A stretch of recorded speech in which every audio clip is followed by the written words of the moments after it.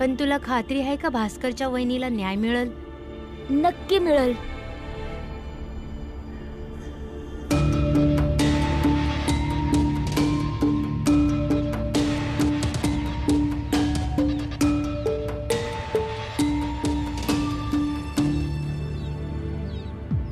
ध्रुव आहे, ध्रुव बाजा वाजवायचं म्हणत होता.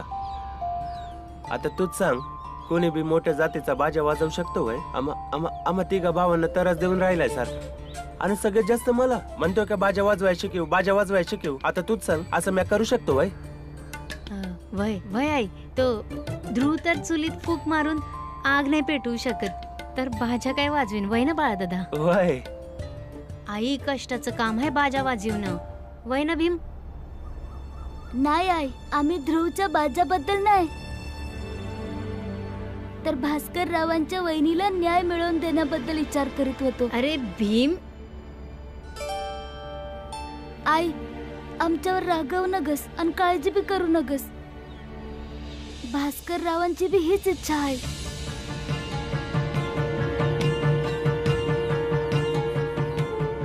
पोरग इथं कोणाला तरी न्याय मिळवून देत आहे आणि बाप तिथं क्रांतिकारींची मदत करते. भीमाच्या बाबांचा समदा प्रभाव भीमावर पडलाय, पण मला भ्या वाटते. जसा तो विचार करतो, जे वागतो, हे समद पुढे जाऊन त्याला कुठं घेऊन जाईल माहित नाही. आहे आहे, हा काय विचार करतेस? आई, तू माझ्याबद्दल विचार करतेस ना, का माझं काय होईन?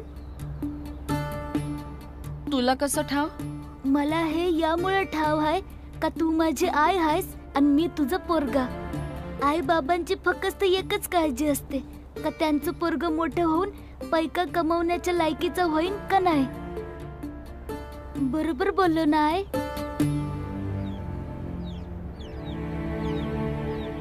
भाई भीमराव, तू एकदम बरोबर बोललास.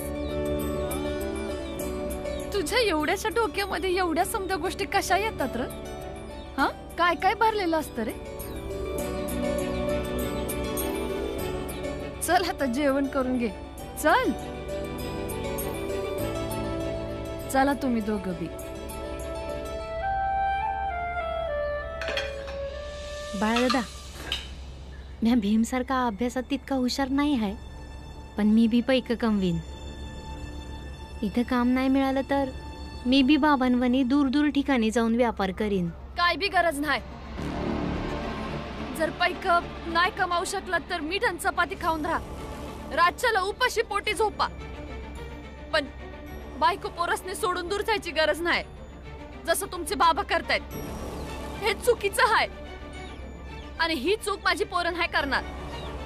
वय आई, जोरात बोल. नाही जाणार घर परिवाराला सोडून आई.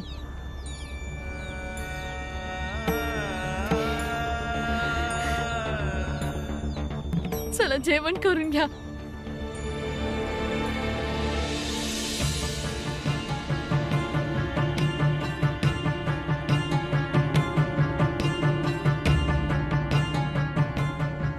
माझ्या मोठ्या भावाकडनं पुन्हा तो कागद मागितला तर खोटारडा सिद्ध होईल. मग थोड्या वेळासाठी खोटारडे बना की.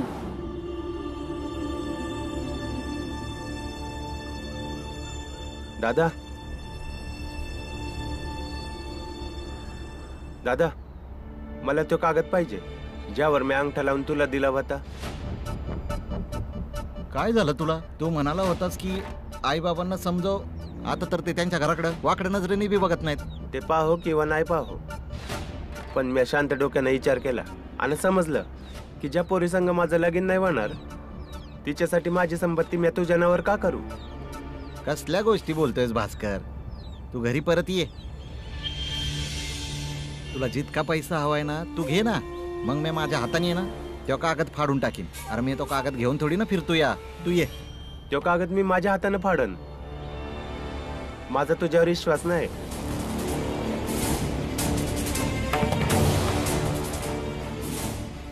असं काय बोलतो भास्कर? तुझा माझ्यावर विश्वास नाही? मी तुझा भाव नाही वय? जी बाई मेली ती तुझी बायको होती. ती बी तुझ्यावर लय विश्वास ठेवत होती. काय केलं तू तिच्या विश्वासाचं? लय जास्त बोलतोयस भास्कर. चल जा, नाही देत तो कागद. काय करणार आहेस? तुझ्या दुकानातलं समद सामान तोडून फोडून जाळून टाकन. लय शहाणा झालायस तू.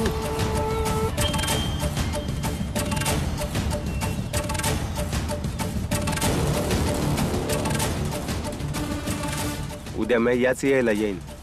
घरून कागद आठवणीनं घेऊन ये. येतो आता.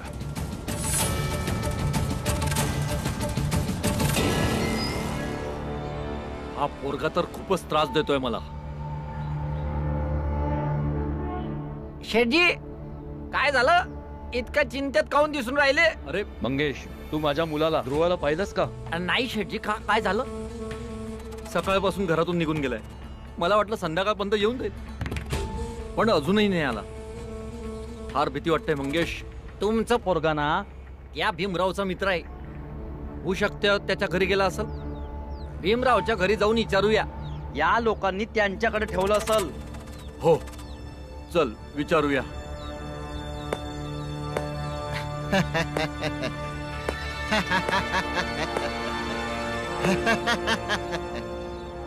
काय झालं शेठ? पोरग गायब झालंय तेव्हा बाप आहे त्यामुळे तुमची तगमग झाली. मग तर तुम्हाला हे बी समजल की तुम्ही रामजीच्या पोरांसोबत चुकीचा व्यवहार करत होतात. तेव्हा त्या बापाला कसं वाटत असतं. कमाल आहे. बाप मुलाच्या गोष्टी तो बोलतोय ज्याच्या घरात स्वतःचा मुलगा नाही. एक होता, तो बी मेला. मेला नव्हता तो, मारलं होतं त्याला या शेठनं. माझं पोरग आजारी होतं. त्याच्या उपचारासाठी जेव्हा मी या शेठकडे पैसे मागायला गेलो तेव्हा याने खूप सहजपणे सांगितलं की जवळ जुनं कर्ज नाही चुकवणार तवर नवीन कर्ज नाही देणार. मग यात काय चुकीचं होतं? बराबर आहे शेठ. मी 1-1 रुपया जमा करून तुमचं समद कर्ज फेडलंय. पण काय आताच्या आत्ता माझं पोरग मला परत देऊ शकतोस? ए, तुझ्या फालतू गोष्टी ऐकायला वेळ नाही माझ्याकडे. चल चल मंगेश. ए, मी त्याच दिवशी शपथ घेतली होती की तुझ्या प्रत्येक वाईट वेळेत मी हसणार आहे आणि आनंद साजरा करणार आहे. तुझं पोरग सुखरूप असू दे शेठ, पण तुझं वाटोळ होऊ दे.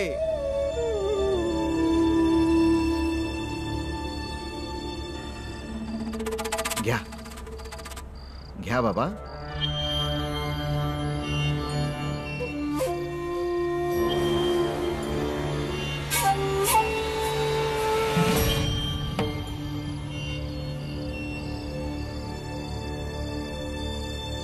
आज कोणत्या खुशीत तुम्हाला दारू पाजतोस? आज दुकानात लय नफा झालाय बाबा. आणखी लय दिवसापासून मी तुमच्या सोबत नीट वागत नव्हतो. मग माफी तर मागायचीच होती. काय हरकत नाही. बाबा, जेव्हापासून भास्करचं लगीन तुटलंय ना तेव्हापासून तो लय वेगळाच झालाय. तेच तर ना. माझ्याकडे ना एक युक्ती आहे ज्यानं भास्कर घरी परत येईल. बाबा, यावर ना तुम्ही अंगठा लावा. हे उद्या जाऊन मी भास्करला दाखवन आणि सांगन की बाबानं त्यांची समधी संपत्ती माझ्या नावावर केली आहे. तो उद्या पळत तुमच्याकडे परत येईल. आणि एकदा का तो परत आला मग याच्यानंतर हा कागद फाडून टाका. आणि बाबा, याच्याशिवाय दुसरा काही उपाय बी नाहीये. बस एकदा म्हातारे याच्यावर अंगठा लाव. भास्करनं तर त्याच्या हिस्साचं अगोदरच दिलंय. कुठली केस आणि कचेरी काय बी होणार नाही. लावा ना बाबा.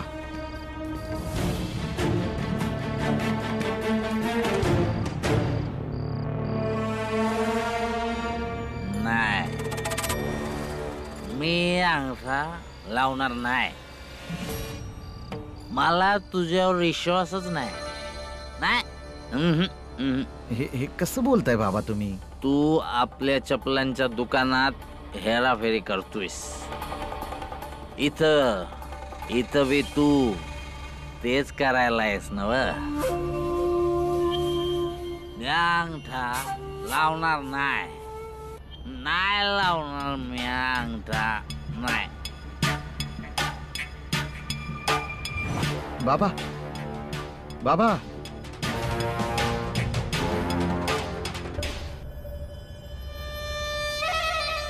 जेवण तयार आहे.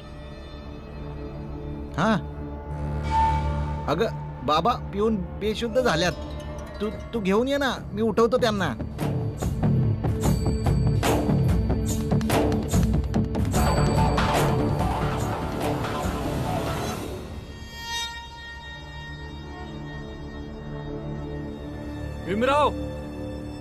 भीमराव अरे तिघे भाऊ बाहेर निघा. मेले का सगळेच्या सगळे? या बाहेर. बाळा उठ जरा. हे एवढ्या रात्रीला कोणाचा आवाज आहे हो? मी पाहतो.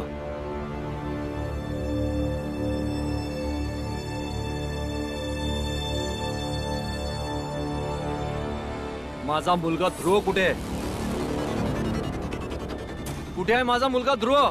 आला होता माझ्याकडं. म्हणत होता की बाजा वाजवणाऱ्याकडे घेऊन चल मला. पण आता कुठं आहे मला नाही ठाऊक. आणि तसं बी तू घेऊन गेला त्याला? ती काम करा या जी आमच्या जातीचे लोक नाही करत. अरे शेठजीचा पोरगा त्या लोकांसंग बाजा वाजवल, त्याच्या सावलीपासून बी आम्ही दूर पळतो. ही रामजी सकपालची पोरं आपल्या धर्माचं वाटोळ करतील. शेठजी ही लोक तर तुमच्या मागे हात धुवून लागल्यात. काय तर करावं लागल यांचं. हीच तर अडचण आहे तुमची. पूर्ण गोष्ट तर ऐकत नाहीत. आम्ही त्याला कुठं बी नाही घेऊन गेलो. उलट आम्ही त्याला नीट समजावून परत पाठवलं. काय वाटतुळं नाही झालं तुमच्या धर्माचं. खोटं बोलतोय तू. तुम्ही सगळ्यांनी मिळून त्याला भडकवलंय. आम्ही खोटं नाही बोलत होत आणि नाही कोणाला भडकवलंय. उलट माझ्या पोरांनी बी तेच समजवलंय जे तुम्हाला हवंय. तेव्हा आमच्यावर आळ घेण्यापरीस जावा हुडका तुमच्या पोराला. शोधलं. पूर्ण गाव पालथं पाडलंय मी. कुठेच नाहीये. जर तुम्ही लोकांनी त्याला तुमच्या घरात लपवलाय तर त्याला बाहेर घेऊन या. नाहीतर माझ्याहून वाईट कोणी नसेल. जेव्हा पण एकटं वाटतं तेव्हा आईची खूप आठवण येते. मग मी तिकडे जातो जिथे जिथे माझ्या आईला जाळलं होतं. माहिती आहे भीम, त्या जागेवरून आकाशातल्या चांदण्या जास्त स्पष्ट दिसतात. आणि माझी आई आकाशातली सगळ्यात चमकणारी चांदणी आहे. सगळे सांगतात की माझी आई खूपच सुंदर होती, त्यामुळे ती सुंदर चांदणी बनली असेल. यापुढे तू कवच एकटा नसशील ध्रुव. म्या तुझ्या संगच आहे.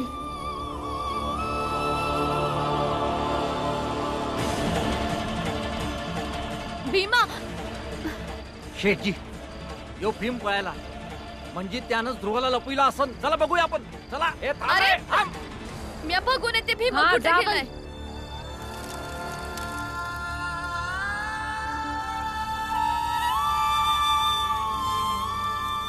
आई, तू मरून चांदणी बनलीस, पण परत चांदणी तुटून आई का नाही बनू शकणार? एकटा पडलोय मी आई. भीमराव पण खोटारडा निघाला, त्याने पण माझी साथ सोडली आहे. माझं बोलणंच नाही ऐकून घेत. ध्रुव, तुला फक्त तुझी आई चांदण्याच्या रूपात दिसती. आम्ही समद नाही दिसत. तुला ठाव आहे आम्ही समद किती काळजीत आहोत तुझ्यामुळं.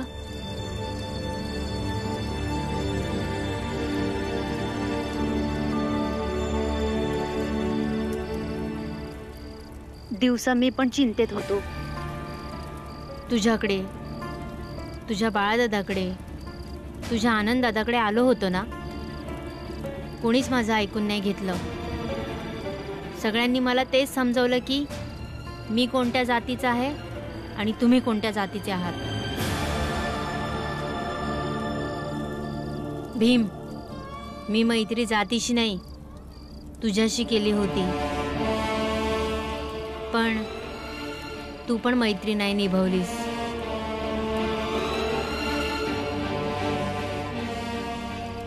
चूक झाली ध्रुव, माफ कर.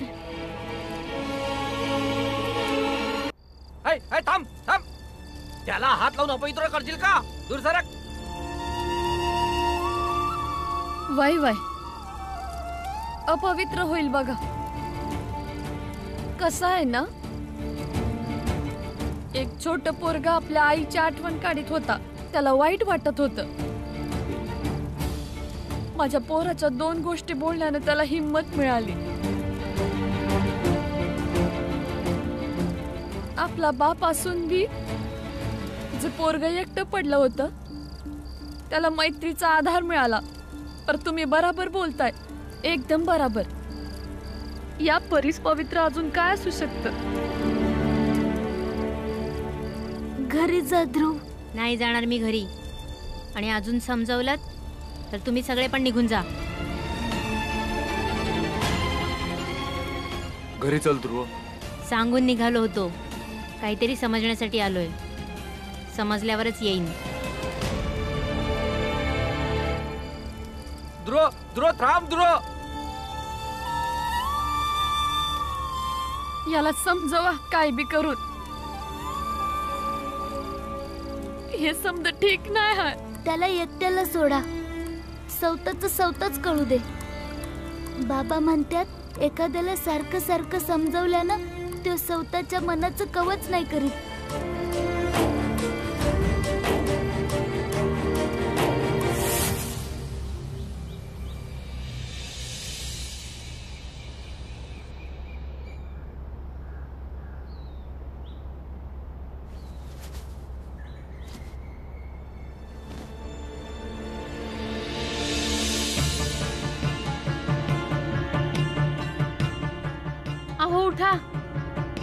अहो उठा की लवकर.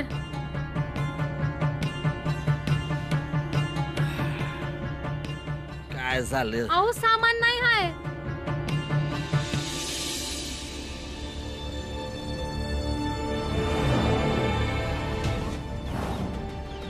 याच्यावर ना तुम्ही अंगठा लावा. हे उद्या जाऊन मी भास्करला दाखवेन आणि सांगन की बाबानं त्यांची समधी संपत्ती माझ्या नावावर केली आहे.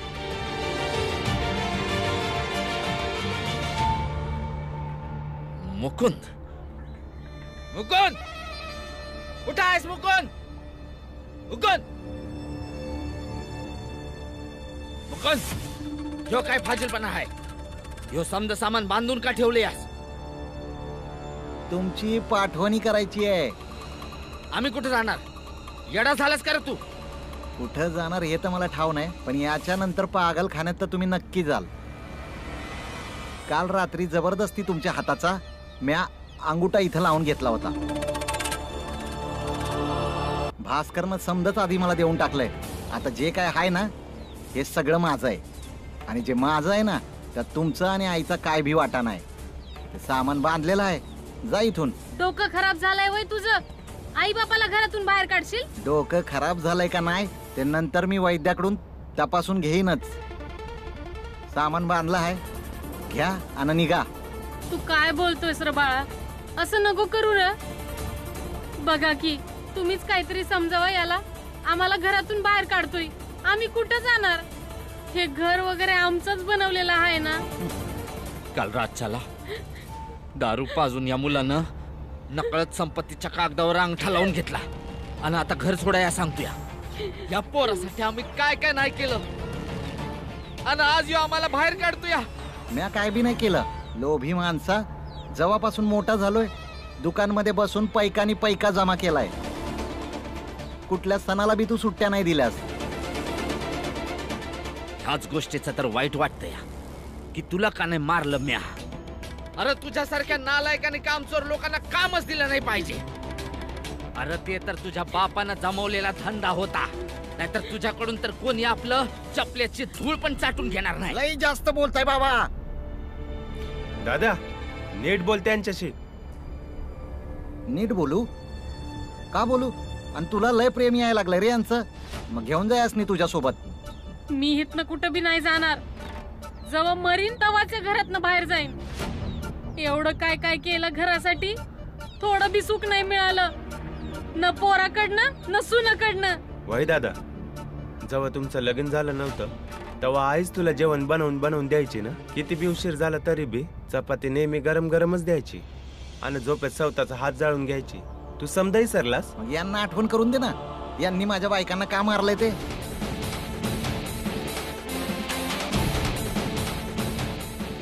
एकीला जायला आणि दुसरीचा गळा दाबला.